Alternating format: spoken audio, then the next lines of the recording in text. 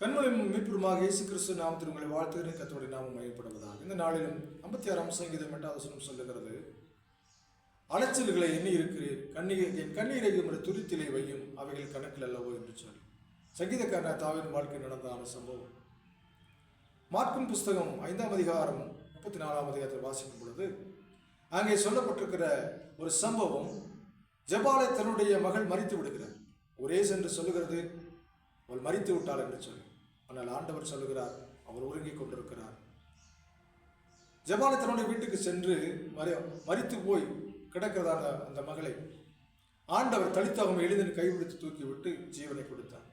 அதுபோல நம்முடைய வாழ்க்கையில மரித்து போய் கிடக்கிறதான வேலைகள், மரித்து போய் கிடக்கிற ஆவிக்குரிய வாழ்க்கையில ஆண்டவர் ஜீவனை கொடுத்து உயிரிழை செய்து நம்மையும் வாழ வைக்கிற தேவனாக இருக்கிறார். ஆமென். நம்முடைய கண்ணீரை கண்டு நமக்கு பதில் தருகிற தேவன் இயேசு மாத்திரம்.